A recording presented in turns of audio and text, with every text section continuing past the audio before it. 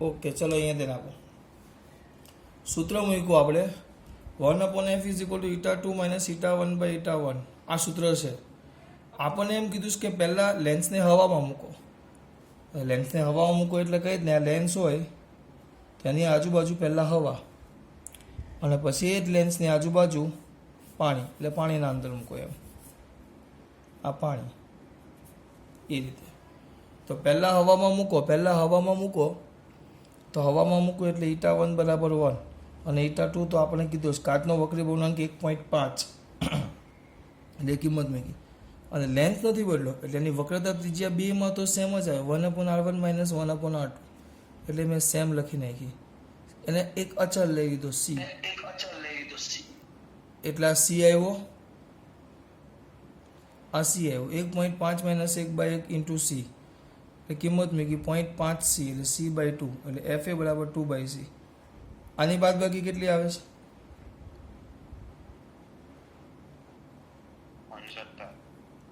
0.17 C. તો F W કરો તો 1/0.17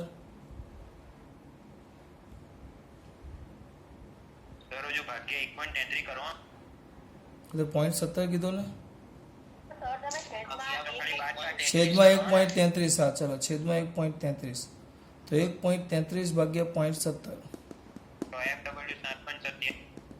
કેટલું આવ્યું? 7.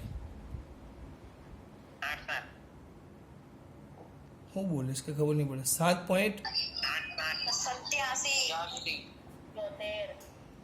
7.77 છે એમ. તો આ તો મોટા કોણ આવે? એફ ડબલ્યુ મોટો આવે, થઈ ગયું જો. તો એફ ડબલ્યુ મોટા છે એફ એ લોકો આને F2 મોટા છે F1 એમ કીધું. જો ઓ બાળકો,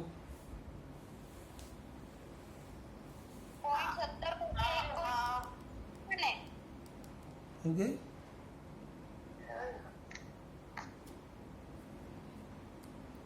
આવી ગયું. હું કે કિંજલ, ચલો આગળ જો. પછી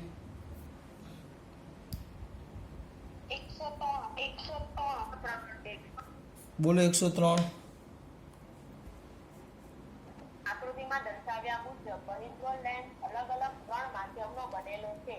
જો તેની અક્ષ પર બિંદુવત વસ્તુ મૂકવામાં આવે તો કેટલા પ્રતિબિંબો રચાશે? હવે આ નોંધનીય બાબત છે, યાદ જ રાખવાનું છે કે આ લેન્સ હોય, શું હોય બેટા? લેન્સ. અને એમાં જેટલા માધ્યમ હોય, જેટલા માધ્યમ હોય, જેટલા ભાગ હોય ટૂંકમાં અલગ અલગ, તો જેટલા ભાગ હોય ને એટલા પ્રતિબિંબ રચે.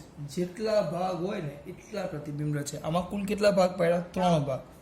કેમમાં નહીં પડતા, કેમમાં નહીં, યાદ જ રાખવાનું. 3 ભાગ તો 3 પ્રતિબિંબ રચે, 3 ભાગ તો 3 પ્રતિબિંબ રચે. 104. આકૃતિમાં દર્શાવ્યા મુજબ તૂટક રેખામાં બહિર્ગોળ લેન્સને 2 ભાગમાં કાપવામાં આવે તો દરેક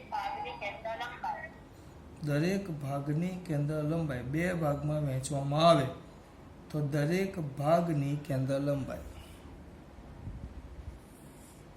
આમ આખો લેન્સ છે જો, આમ એને કેટલા ભાગમાં વહેંચવાનું કીધું છે? 2 ભાગમાં. આમ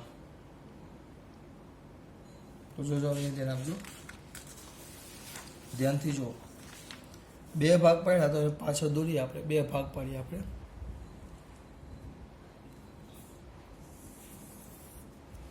એક ભાગ આપણો આવો થાય જો,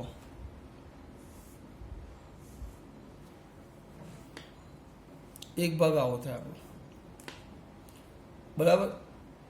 હવે એક ભાગ આવો થાય તો આ સીધો ભાગ છે, અહીંયા ધ્યાન આપજો, આ સીધો ભાગ છે. હવે મારે તમને કેમ સમજાવું? એક ભાગ લઈ લ્યો તો આ ભાગની વક્રતા ત્રિજ્યા, ચલો આર લ્યો, આર બરાબર. આ ભાગની વક્રતા ત્રિજ્યા કેટલી લઈ લો બેટા? આર. એક ભાગની વક્રતા ત્રિજ્યા આર લઈ લો તો આ સમતલ થઈ ગયું, તો આની વક્રતા ત્રિજ્યા કેટલી થઈ જાય? અનંત. આપણું સૂત્ર મૂકો. આપણું સૂત્ર શું આવે? 1/f. f1 is equal two 1/f1 is equal two, એક જ મિનિટ, તો દરેક ભાગની લેન્સની કેન્દ્ર લંબાઈ શોધો. ચલો પહેલો ભાગ 1/f1 આ લીધો મેં, આને આ લીધું પ્લસ, તો આપણે ભણી ગયા η-1 લઈ લઈશું. ખરેખર આવે η2 - η1 બાય η1, પણ હવા છે એટલે η1 બરાબર 1 મૂકી દીધા છે એટલે ખોટી ગાડી લાંબી ન થાય. કૌંસમાં 1/r1 - 1/r2. આ આપણો કહેવાય સમતલ બહિર્ગોળ લેન્સ. તો કિંમત મૂકશો તમે, તો કિંમત મૂકો તો અહીંયા શું આવશે? ઈટા એટલે આપણને કીધું નથી, ઈટા જ છે, તો ઈટા આ આવશે 1/r અને એક થશે 1/∞. આયરું 1/∞, કારણ કે આ સમતલ સપાટી છે. તો શું થશે? 1/f1 is equal to eta by R. કે ભૂલ કરી મેં? સોરી, ભૂલ કરી જ ને. અહીંયા ઈટા -1 છે, તો ઈટા -1 છેદમાં આર, કારણ કે આ તો 0 થઈ જશે. તો તમારી કેન્દ્ર લંબાઈ f1 ઇઝ ઇક્વલ ટુ આરના છેદમાં ઈટા -1.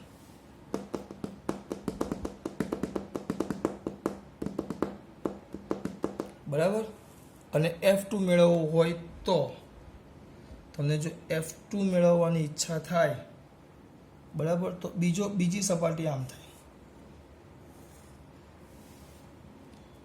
બીજી સપાટી આમ થશે. આ કેન્દ્ર લંબાઈ પહેલાં ઇન્ફાઇનાઇટ અને આ બીજી આવશે -r, આ બાજુ છે એટલે. તો 1/f2 is equal to eta -1 જ આવે, 1/ પહેલાં ઇન્ફાઇનાઇટ માઇનસ પ્લસ 1/r, તો એ જ આવશે. જવાબ મૂકશો ને તો 1/f2 is equal to eta -1 by r. તો જવાબ આવશે f2 બરાબર આરના છેદમાં ઈટા -1. આવી ગયું, જો નીચે લખેલું છે. ઓ બાળકો, ઈટા -1 મેં આ બે સપાટીની વક્રતા ત્રિજ્યા આપી, પણ એ લોકોએ મૂળ જે લેન્સ છે એની કેન્દ્ર લંબાઈ f કીધી છે. આખો લેન્સ, તમારો જે આખો લેન્સ છે એની કેન્દ્ર લંબાઈ f કીધી છે, આખા લેન્સની. મેં એના બે ભાગ પાડ્યા. જો મેં એના બે ભાગ પાડ્યા, એ લોકોએ આખા લેન્સની વક્રતા કેન્દ્ર લંબાઈ f કીધી છે. તો આ જે જવાબ છે ને એને મૂળ સાથે સરખાવવાનો છે, મૂળ સાથે. ચલો આની ત્રિજ્યા r, તો આની -r થાય. તો સૂત્ર 1/f is equal to eta -1 1/r1 એટલે r -1/r, પણ એક પ્લસ તો બીજો માઇનસ, એટલે અહીંયા પ્લસ થઈ જાય. તો આનો જવાબ આવશે તમારો 2r છેદમાં ઈટા -1. આ 1/if આવ્યો. તો આ શું છે? આરના છેદમાં ઈટા -1. ઓ બાળકો, ભૂલ કરી મેં ગઈ? હા, 2 છેદમાં આવશે. હા, એટલે f is equal two r ઉપર જશે છેદમાં 2 ઈટા -1. હા, એવું આમ. હવે આ કિંમત અહીંયા મૂકો, r ના છેદમાં ઈટા -1 આની અંદર મૂકો, r ના છેદમાં ઈટા -1, તો f, તો આ r ના છેદમાં તો f2/2, તો ગુણાકારમાં લઈ લો તો f2 બરાબર 2f થઈ ગયું. જુઓ, એટલે આપણે આ ડાયરેક્ટ મેં તમને કેન્દ્ર લંબાઈ શોધવાનું કીધું, એ આવી ગયું, બરાબર. પણ એ લોકોએ એને પાછું f સ્વરૂપમાં કીધું છે, એટલે f નો પણ જવાબ આપણે મેળવવો પડે. f સ્વરૂપમાં કીધું છે એટલે આપણે f નો જવાબ મેળવો. પરમાર લેફ્ટ થઈ ગયો હાજરી પુરાવીને. ચલો આગળ. પછી બેટા આમાં ખબર પડી હું બોલ્યો એમાં? ચલો આગળ જોઈએ. હવે પછી કયું છે? બે બહિર્ગોળ લેન્સનું સંયોજન. અંતર્ગોળ લેન્સનું સંયોજન હંમેશા ખાલી જગ્યા તરીકે વર્તે. વાંચ બેટા. રકમ વાંચ. 105. બે અંતર્ગોળ લેન્સનું સંયોજન હંમેશા ખાલી જગ્યા તરીકે વર્તે છે. બે અંતર્ગોળ લેન્સ. સૂત્ર શું? લેન્સનું સંયોજનના સૂત્ર. ચલો તરત જ મારા દીકરાને યાદ આવવા જોઈએ. લેન્સનું સંયોજન, તો લેન્સના સંયોજનના પહેલા f માટે આવે. f માટે આવે 1/f is equal two 1/f1 plus 1/f2. પછી કેન્દ્ર લંબાઈ પછી બીજું કયું આવે બેટા? પાવર. એક મિનિટ, પાવરનો ડાયરેક્ટ સરવાળો આવે. પાવર p બરાબર શું આવશે? p બરાબર p1 પ્લસ p2. હવે અહીંયા હું બોલું મોટવણી. ગુણાકારમાં આવે. આવડે એ બોલજો ભાઈ, પૂછું ને ત્યારે આવડે એ બોલજો, પૂછું ત્યારે, બરાબર. આ આવે. હવે તમને બે સૂત્ર, તો આના પરથી ડાયરેક્ટ લખો તો F ઇઝ ઇક્વલ ટુ બે કેન્દ્ર F1 F2 બે લેન્સ છે, છેદમાં F1 પ્લસ F2 થઈ જાય. તો આ છે અંતર્ગોળ લેન્સ કીધો છે, અંતર્ગોળ લેન્સ. તો ઋણ ઋણ છેદમાં ઋણ ઋણનો સરવાળો, તો ઋણ ઋણ ઉપર ધન પણ નીચે પાછો ઋણ આવશે એટલે જવાબ ઋણ જ આવે. ઋણ આવે એટલે કયો લેન્સ મળે તમને? અંતર્ગોળ જ મળે. એટલે તમને અંતર્ગોળ લેન્સ જ મળે. આગળ પછી એ જ વસ્તુ પાછું કીધું છે. બહિર્ગોળ લેન્સનું સંયોજન હંમેશા ખાલી જગ્યા તરીકે વર્તે. 106 બહિર્ગોળ, તો F1 F2 છેદમાં F1 પ્લસ F2 બહિર્ગોળ. બહિર્ગોળ એટલે પ્લસ પ્લસ છેદમાં પ્લસ પ્લસ પ્લસ, બધું પ્લસ જ થાય એટલે બહિર્ગોળ જ મળે. 107 પછી બોલો 107. એક અંતર્ગોળ અને બહિર્ગોળ લેન્સની એક અંતર્ગોળ અને બહિર્ગોળ લેન્સની શું શોધવાની કીધી છે? કેન્દ્ર લંબાઈ સમાન છે તો તો તેમને એકબીજાના સંપર્કમાં રાખતા સંયોજન ખાલી જગ્યા તરીકે બનશે. કેન્દ્ર લંબાઈ સમાન છે, F સમાન છે. મારો અવાજ પાછો આવે છે. F સમાન છે તો બહિર્ગોળ ને અંતર્ગોળ. ચલો તેમને એકબીજાના સંપર્કમાં રાખતા સંયોજન ખાલી જગ્યા તરીકે બનશે. જો આ અંતર્ગોળ અને એની સાથે આ બહિર્ગોળ આવે. આમ બે એકબીજાના સંયોજનમાં મૂકી દીધા છે. અંતર્ગોળ અને એની સાથે બહિર્ગોળ આમ સંયોજનમાં મૂકી દીધા છે, બરાબર. અંતર્ગોળ અને બહિર્ગોળ. તો બંનેની કેન્દ્ર લંબાઈ સરખી કીધી છે, કેન્દ્ર લંબાઈ સરખી. તો અંતર્ગોળ માટે લખવું હોય તો F1 બરાબર -F અને બહિર્ગોળ માટે લખવું હોય તો F2 બરાબર F.